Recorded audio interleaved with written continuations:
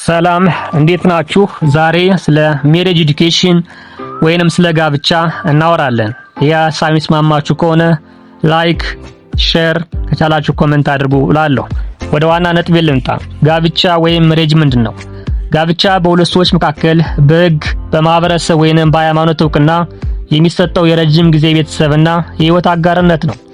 ዓላማው የፍቅር፣ የመተማመን፣ የመደጋገፍ፣ የልጆች እንክብካቤና የጋራ ኑሮ መገንባት ነው።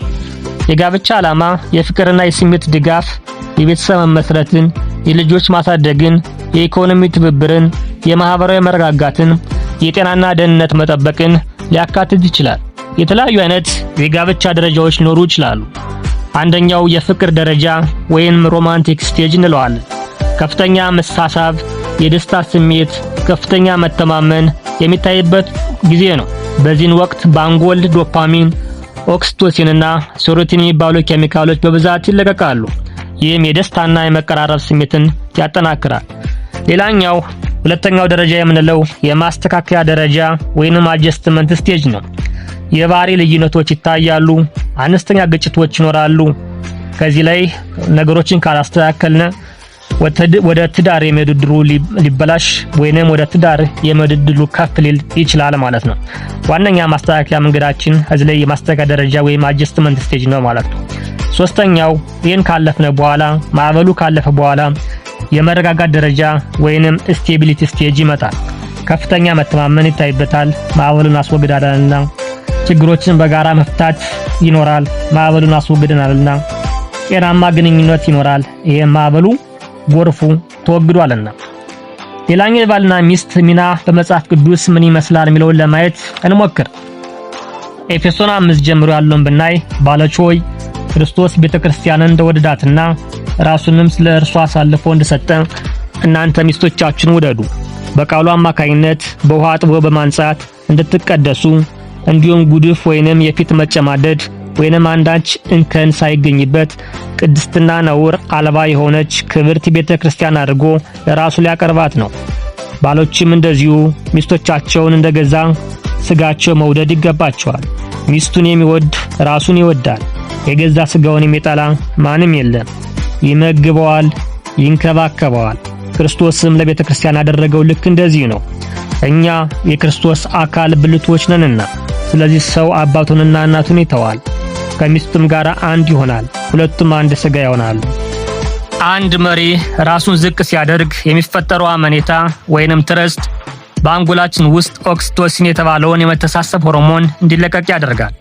ይህ በተለይ በትዳር ውስጥ ዋና አገልጋይ የሚሆነው ባል ሚስቱን ሲያገለግል የሁለቱም ስሜታዊ ትስስር በከፍተኛ ደረጃ ይጠናከራል። ክርስቲያን ሚስቶች ባሎቻቸውን እንደ ኢየሱስ አድርገው ይወዳሉ። ማለትም በውድቀታቸው ጊዜ ብቻቸውን አይተዋቸውም። ይህ ማለት መበተን፣ ማታለል፣ ማፈራረስ አይኖርም ማለት ነው። ከዚያ ይልቅ ደህንነቱ በተጠበቀና በሚያሳድግ ግንኙነት አውድ ውስጥ አንዳችን ለሌላችን ይበልጥ ቅዱስ ለመሆን እንጥራለን። እንደ አስቴር ወይንም አቤጊያም ሁሉ ባል ራሱ ሳያውቀው ሊያደርስ የሚችለውን ጉዳት አስቀድመን እንከላከላለን። ሴት ቤት ትገነባለች ይላል መጽሐፈ ምሳሌ። ይህ ሚስት ቤተሰብን የምትጠብቅ ረቂቅ ጥበብ እንዳላት ያሳያል። የስነ ልቦና ጥናቶች እንደሚያሳዩት ከፍተኛ እምነትና መተሳሰብ ባለበት ትዳር ውስጥ የሁለቱም ወገኖች የጭንቀት ሆርሞን ኮርቲሶል መጠን ይቀንሳል። በተጨማሪም አንድ ስጋ የሚለው መጽሐፍ ቅዱሳዊ አታይ ከሳይንሳዊ አታችመንት ቲዮሪ ጋር ይገጣጠማል። ሰዎች በአስተማማኝ ትስስር ውስጥ ሲሆኑ አካላዊም ሆነ አእምሮአዊ ጤንነታቸውን ይሻሻላል። የሚስቱን አስተያየት አያስፈልገኝም ብሎ የሚያስብ ብቻዬን መሆን የተሻለ ነው ብሎ የሚያምን ሰው በትዳር ውስጥ ብዙ ጉዳቶችን ሊፈጥር ይችላል። አንድ ወንድ በራሱ ህይወትና ቤት ውስጥ ሴቶችን ማቃለል ሲጀምር ከቤተክርስቲያንና ከባህል ውስጥ እግዚአብሔርን አስደናቂ የሥርዓተ ጾታ ንድፍ ዲዛይን ፎር ጀንደር በህይወት የሚያሳየውን ተወዳዳሪ የሌለውን ምስል ማለትም ትዳርን ያደክማል።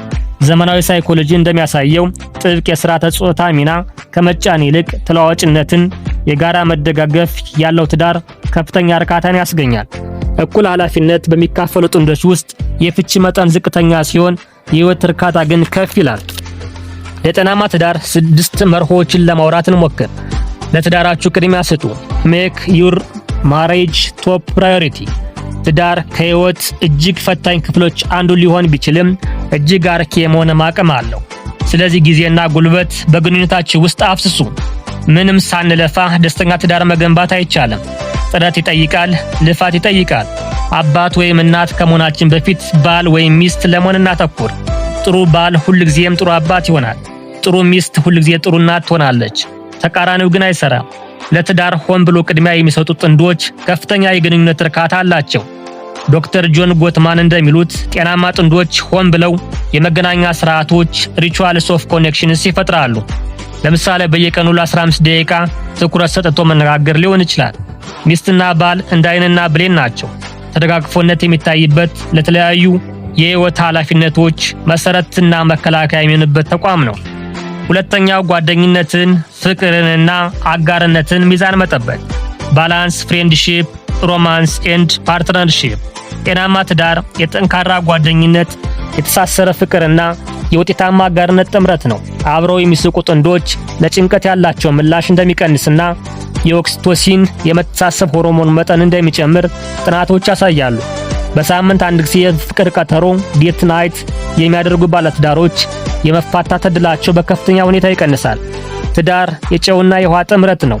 ጨው ለብቻው ወጥ አይሆንም፣ ውሃም ለብቻው ጣዕም አይኖረውም። አንድ ሲሆኑ ግን ሕይወትን ያጣፍጣሉ። ሶስተኛው ልዩነትን ማክበር appreciate your difference። የትዳር አጋራቸው ከናንተ በሚለያቸው መንገዶች ሁሉ ከማማረር ይልቅ እግዚአብሔር እያንዳንዳችንን በተለያየ መንገድ ስለሰራን ማመስገኛ መንገድ መፈለግ የተሻለ ይሆናል። የትዳር አጋራችንን ማጥናት ብሎ ማመለካከታቸውን ለመረዳት መጣር ጀግንነት ነው። ትችት፣ ንዝንዝ ሲበዛ አእምሮ ሊያደነዝዝ ይችላል። ከዛ ይልቅ መማከር፣ መተማመን፣ መከባበር ብሎም ልዩነትን ለማጥበብ መጣር ወሳኝ መንገድ ይሆናል።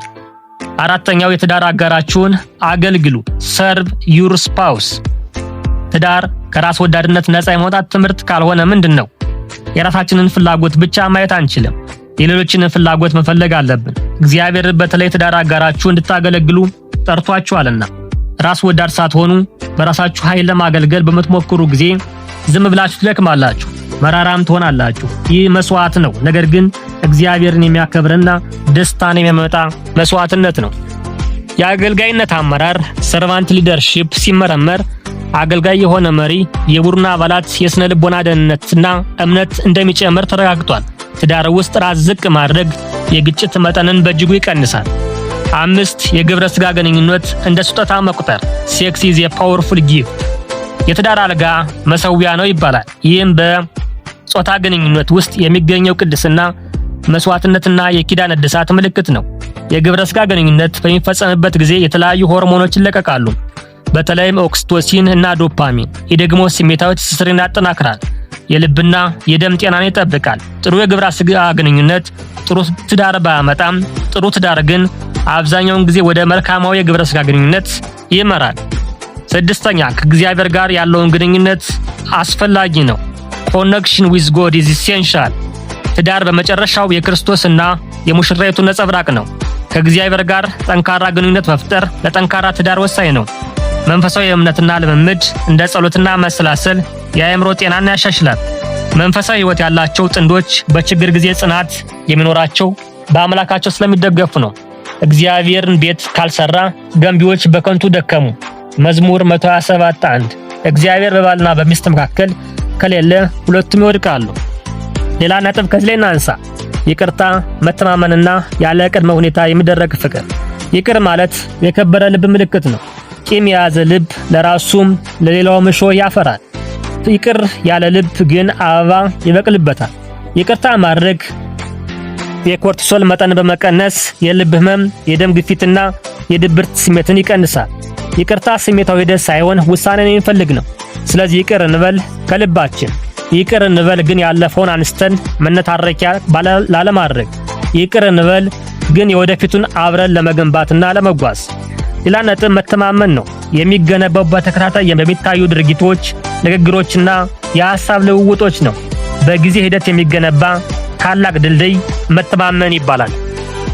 አንኮንዲሽናል ላቭ 3ኛ ትዳር በቁርጠኝነትና ያለ ቅድመ ሁኔታ ፍቅር ላይ የተመሰረተ ነው። 100% ስጥ 0% ጠብቅ የሚለው አስተሳሰብ ከስነ ልቦናዊ አንኮንዲሽናል ፖዚቲቭ ሪጋርድስ ጋር ይመሳሰላል። ያለ ቅድመ ሁኔታ መውደድ ግንኙነትን ከሚጎዱ የተደበቁ ውሎች ኮንቨርት ኮንትራክትስ ነፃ ያደርገዋል። ፍቅርን እንደ ስሌት ሳይሆን እንደ ስጦታ የሚያዩ ጥንዶች ከፍተኛ የትዳር እርካታ አላቸው። እኛውም ማዘር ቴሬዛ ኤኒዌይ የሚል ሐሳብ አላቸው። ያንን ሐሳብ ለማስታወስ እንሞክር። ሰዎች ብዙ ጊዜ ምክንያታዊ ያልሆኑ ሎጂክ የሌላቸውና ራስ ወዳድ ናቸው። ለማንኛውም ይቅር በላቸው። ደግ ብትሆኑ ሰዎች ራስ ወዳድና የተደበቀ ዓላማ እንዳላቸው አድርገው ሊከሷችሁ ይችላሉ። ለማንኛውም ደግ ሁኑ። የተሳካላችሁ ብትሆኑ አንዳንድ ሐሰተኛ ጓደኞችና አንዳንድ እውነተኛ ጠላቶች ታፈራላችሁ። ለማንኛውም ይሳካላችሁ። ሐቀኛና ግልጽ ብትሆኑ ሰዎች ሊያታልሏችሁ ይችላሉ። ለማንኛውም ሐቀኛና ግልጽ ሁኑ። ዓመታትን አሳልፋችሁ የገነባችሁት አንድ ሰው በአንድ ሌሊት ሊያፈርሰው ይችላል። ለማንኛውም ገንቡ። እረፍትና ደስታን ብታገኙ ሊቀኑባችሁ ይችላሉ። ለማንኛውም ደስተኛ ሁኑ። ዛሬ የምታደርጉትን መልካም ነገር ሰዎች ነገ ብዙ ጊዜ ይረሱታል። ለማንኛውም መልካም አድርጉ። ለዓለም ያላችሁ ምርጥ ነገር ስጧትና ምናልባትም በቂ ላይሆን ይችላል። ለማንኛውም ለዓለም ያላችሁ ምርጥ ነገር ስጧት ይላሉ። ስለዚህ ከዚህ ላይ የምንረዳው ምንድነው? እነዚህን ነጥቦች መጠቀም ወይም ለማንኛውም የሚለውን ሐሳብ መተግበር ለትዳር ወሳኝ ነጥቦች መሆኑን ያስገነዝበናል።